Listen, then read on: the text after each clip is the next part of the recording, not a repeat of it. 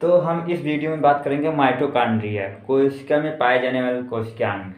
Mitochondria सबसे पहले हम पढ़ेंगे क्या? माइटोकॉन्ड्रिया। माइटोकॉन्ड्रिया प्रोकैरियोटिक तथा स्तनियों के परिपक्व आरबीसी में नहीं पाया जाता है। जो हमारा माइटोकॉन्ड्रिया है या प्रोकैरियोटिक सेल यानी कि निम्न कोटि के जीवों तथा स्तनियों के आरबीसी में नहीं पाया जाता है, लेकिन माइटोकॉन्ड्रिया सभी कोशिका में पाया जाता है। यानी कि इन दोनों को छोड़कर माइटोकॉन्ड्रिया जो है सभी प्रकार के कोशिका में उपस्थित होता है। इनकी संख्या कोशिका के आकार तथा प्रकृति पर निर्भर करती है। तो हम जानते क्या है mitochondria. Mitochondria mitochondria are absent in prokaryotic cell and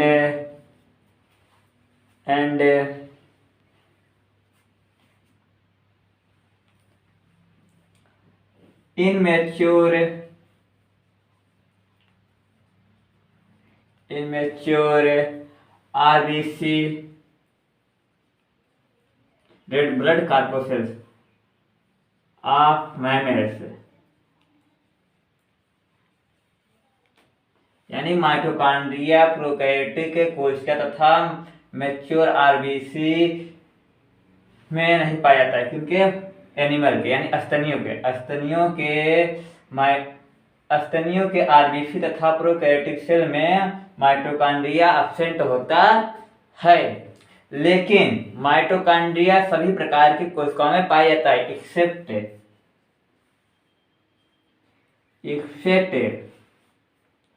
these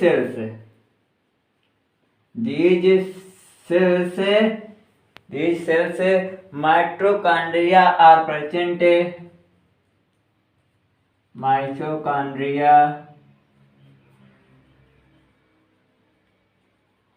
are present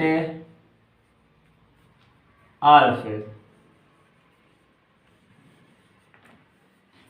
लेकिन इन दोनों को छोड़कर यानी प्रोकैरियोटिक सेल और स्तनियों के परिपक्व आरबीसी को छोड़कर के अलावा माइटोकॉन्ड्रिया सभी प्रकार के कोशिकाओं में पाया जाता है। इनकी संख्या कोशिका की प्रकृति तथा आकार पर निर्भर करती है। माइटोकॉन्ड्रिया की संख्या जो है यह कोशिका की प्रकृति तथा आकार पर निर्भर करती है। तो हम लिखेंगे क्या? The number and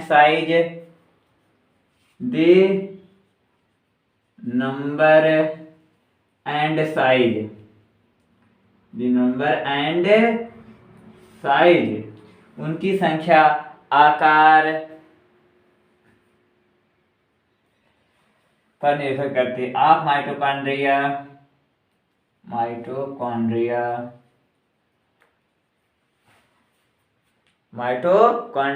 depends upon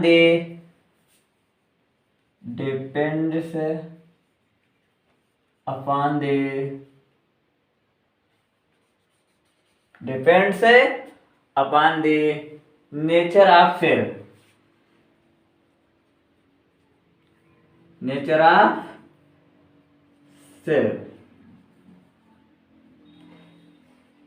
mitochondria की संख्या जो है हमारा यह कोशिका की साइज और प्रकृति पर निर्भर करती है।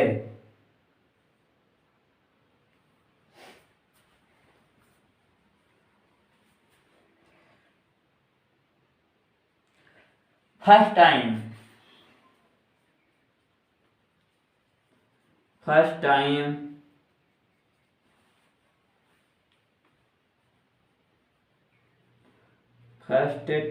Discovered by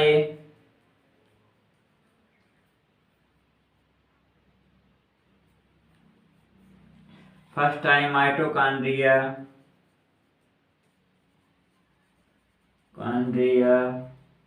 discovered by discovered by कोल क्या है?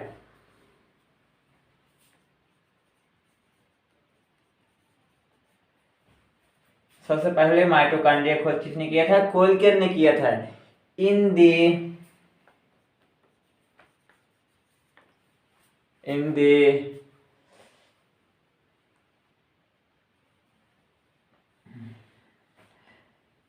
in the muscular of insect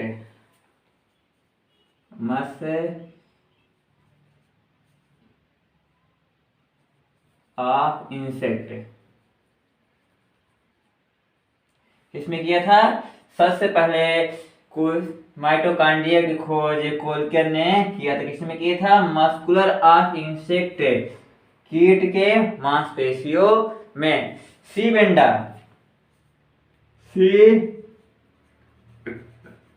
vendor mitochondria शब्द का प्रयोग किया था। सी बेंडर प्रपोज टर्म है। सी बेंडर प्रपोज टर्म है माइटोकॉन्ड्रिया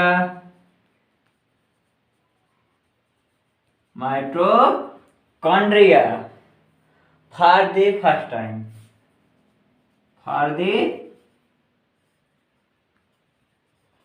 टाइम।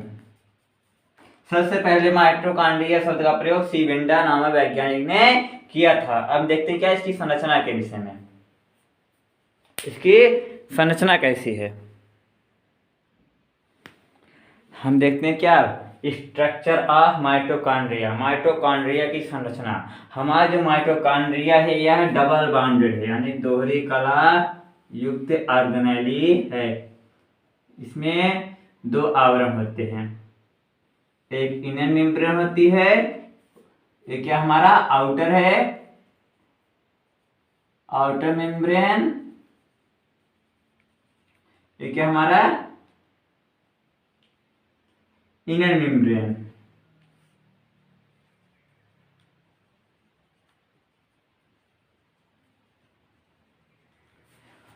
और इसके बीच में जो हमारी इनर मेम्ब्रेन होती है बीच में कैसी होती है?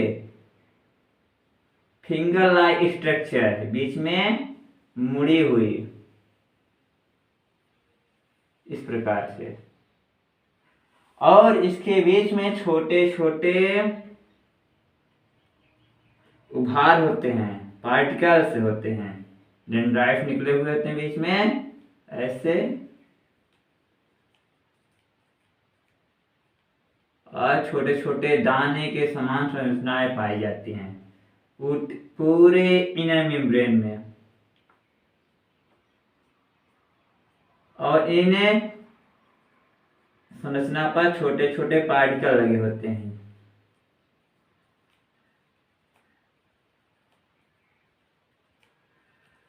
इन्हें हम कहते हैं F1 पार्टिकल।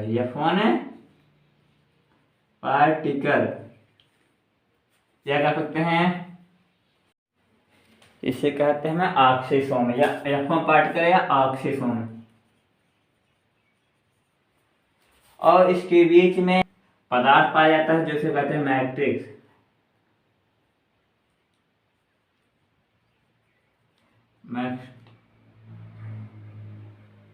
क्या कहते हैं? मैट्रिक्स बोलते हैं, मैट्रिक्स। हाँ, गलत हो गया है थोड़ा, MATRIX मैट्रिक्स कहते हैं। और इसका खुद का डीएनए होता है। ये हमारा इनर मेम्ब्रेन है, ये हमारा पैराक्सिसोम है, इसे बोलते हैं हम क्रिस्टी। इसे कहते हैं हम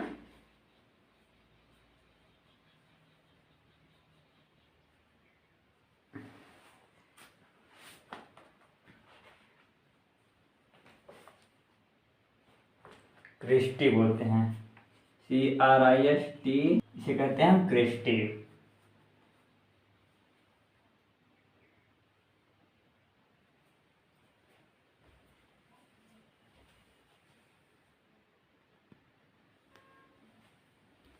चलो हम आगे देखते हैं। Mitochondria is a mitochondria is a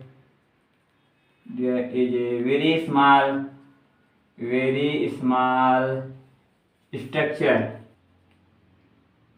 very small rod shape,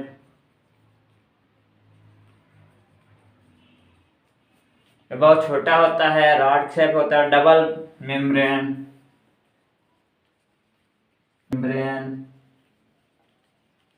double या दोहरा कलायुक्त होता है।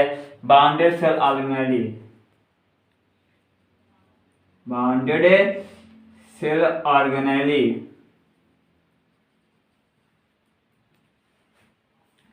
the outer membrane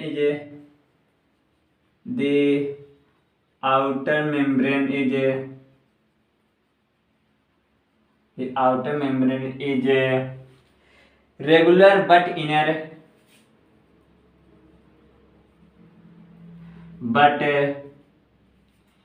membrane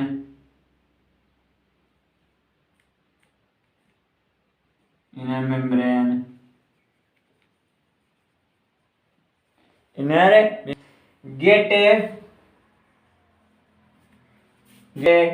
invaginated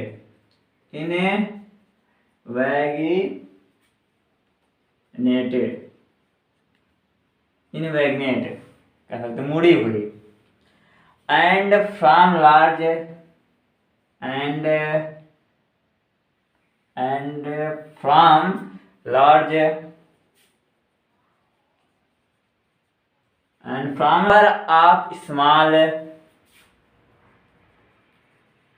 number of small finger like structure,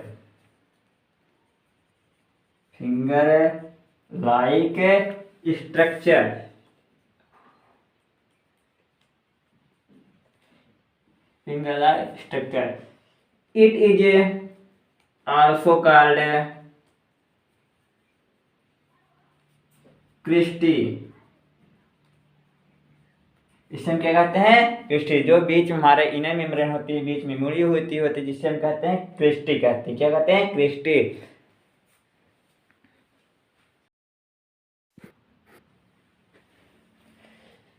Christie contains या कंसिस्ट बोल सकते हैं। Cristae consist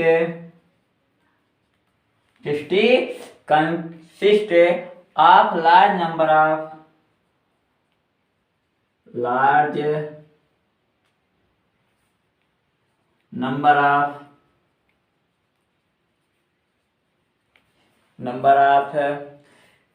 very small particles,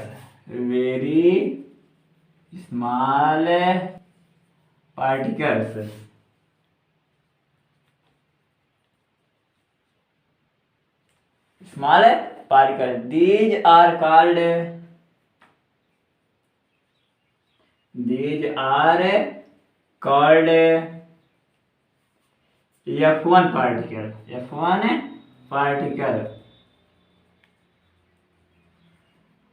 और बोलते हैं ऑक्सीफोम।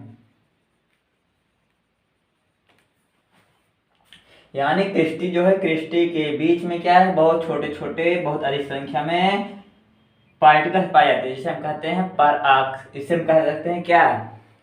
F1 पार्टिकल का है या ऑक्सीफोम का है। The inner chamber of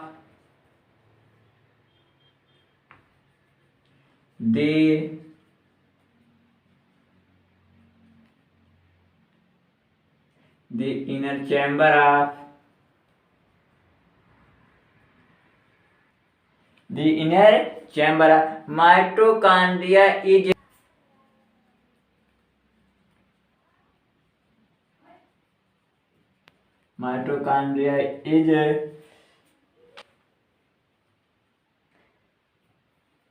filled with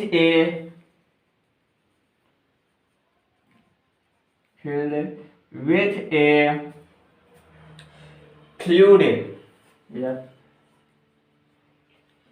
It It is called matrix. Matrix यानी कि माइटोकॉन्ड्रिया के इनर चैम्बर के भी तो हमारा फ्लूइड पाया जाता है, उसे हम मैट्रिक्स कहते हैं। मैट्रिक्स के अंदर अधिक मात्रा अदर मटेरियल होते हैं, जैसे डीएनए हो गया, RNA, ribosome, carbohydrate, protein, lipid के एंजाइम उपस्थित होते हैं। तो हम कह सकते हैं क्या, मैट्रिक्स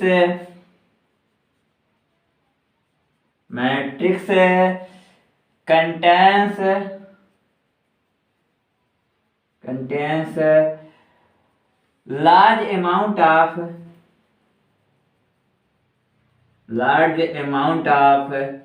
बहुत अधिक संख्या में वाटर होते हैं एंड अदर मटेरियल्स।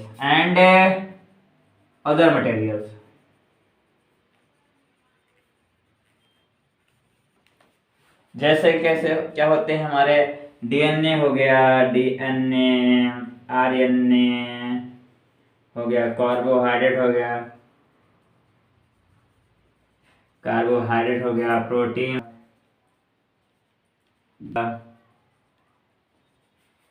प्रोटीन हो गया, लिपिड हो गया एंड वेरियस एंजाइम हो गए।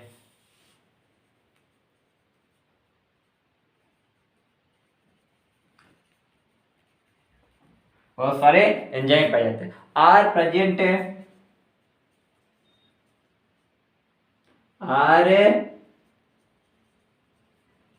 इन माइटोकॉन्ड्रिया। यह कहते से मैट्रिक्स लिख देते हैं, माइटोकॉन्ड्रिया होते हैं मैट्रिक्स।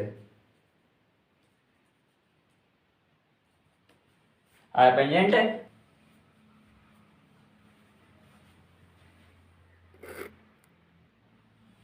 अब देखते हैं फंक्शन ऑफ माइटोकॉन्ड्रिया। माइटोकॉन्ड्रिया कोशिका के अंदर वाले ऑक्सीशोषण का स्थल है, यानी कि माइटोकॉन्ड्रिया के हमारा ऑक्सीशोषण संपन्न होता है, जो मुख्यतः कार्बोहाइड्रेट तथा वसा के ऑक्सीकरण द्वारा ऊर्जा उत्पन्न होती है। हमारा माइटोकॉन्ड्रिया होता है क्या, कार्बोहाइड्रेट होता है C6H12O6 और रिएक्शन करता है किसके साथ, ऑक्सीजन के साथ करता है। तो क्या मुक्त होता है, कार्बन डाइऑक्साइड उत्पन्न होता है, इसके साथ ही जल उत्पन्न होता है, प्लस एनर्जी मुक्त होती है। हम सभी का संतुलित कर लेते हैं। यहाँ पे 6 ऑक्सीजन लगा देते हैं, 6 हमारा सभी का संतुलित हो गया। 6 इधर ऑक्सीजन कितने, 6 दूनी 12, 6 दूनी 12, 12 6 18, 12 6 18 और 12 6 दूनी 12, हमारा समीकरण संतुलित। तो क्या होता है, माइटोकॉन्ड्रिया कोशिका के अंदर होने वाले ऑक्सीशोषण का स्थल है, जो मुख्यतः कार्बोहाइड्रेट तथा वसा के ऑक्सीकरण द्वारा ऊर्जा मुक्त होती है। हमारी ऊर्जा मुक्त हो गई, इसके साथ ही कुछ हमारा जल विकिरण बने तथा कार्बन डाइऑक्साइड गैस मुक्त होती है। तो प्राप्त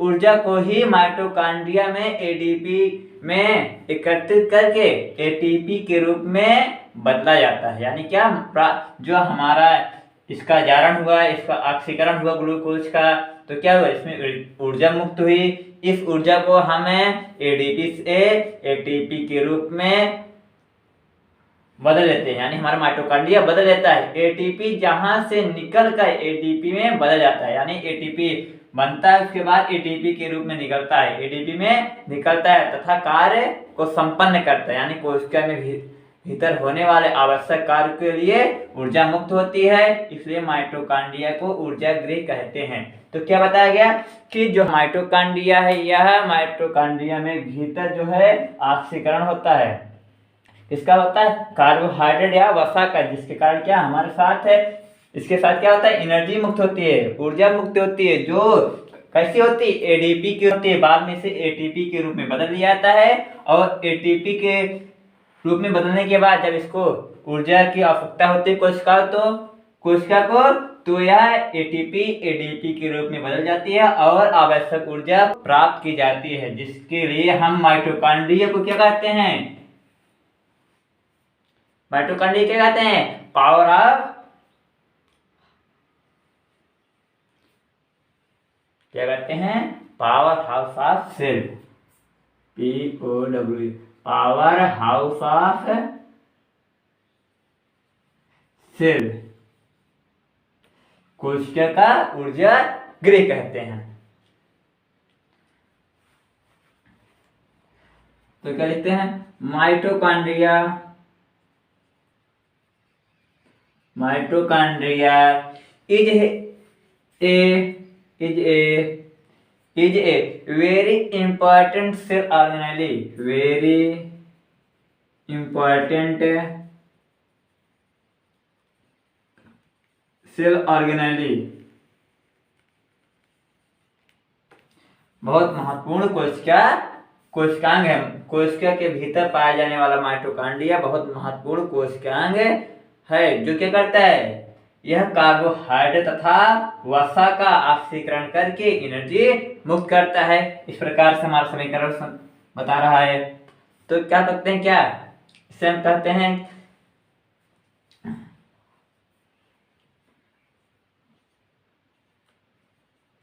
power of the cell.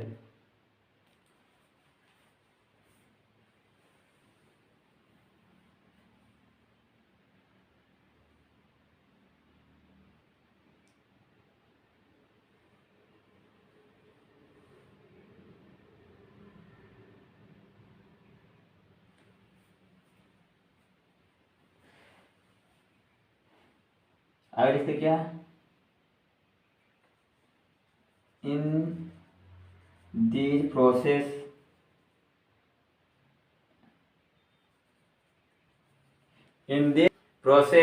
The oxidation of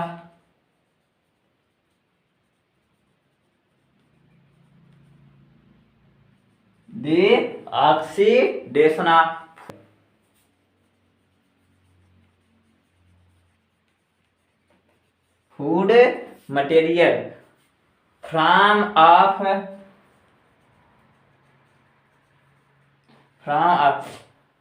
ATP and for mitochondria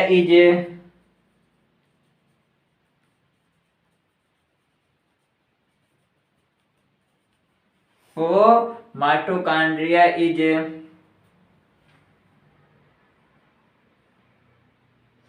हम इसे लिख सकते हैं कैसे,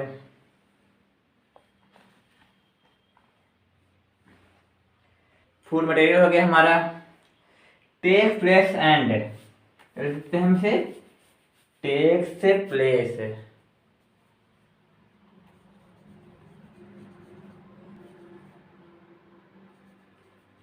takes place and is and energy is liberate, क्या, एंड इज लिबरेटेड, उत्पन्न करता है, लिबरेटेड मतलब उत्पन्न करता है, in the form of,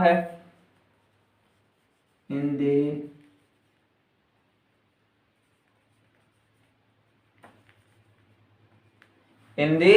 form of ATP and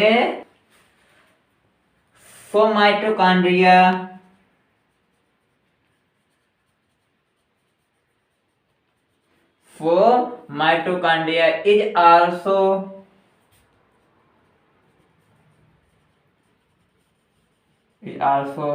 called as the power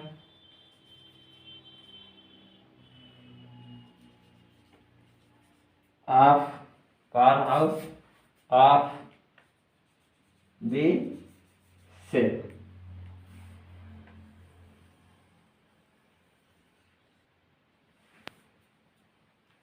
इस पूरी प्रक्रिया में बताया गया कि जो हमारा माइटोकॉन्ड्रिया है यह बहुत महत्वपूर्ण कोशिकांग है, जो क्या करता है, कार्बोहाइड्रेट को या वसा को ऑक्सीकरण करके एनर्जी मुक्त कराता है और इस एनर्जी को हमारे जो कोशिकाएं हैं इस एनर्जी को अपने जैविक क्रियाओं को संचालित करने के लिए करती हैं। ठीक, इसलिए माइटोकॉन्ड्रिया को power house of the cell कहा जाता है। जो हमारा माइटोकॉन्ड्रिया है वह कोशिका का ऊर्जा गृह है।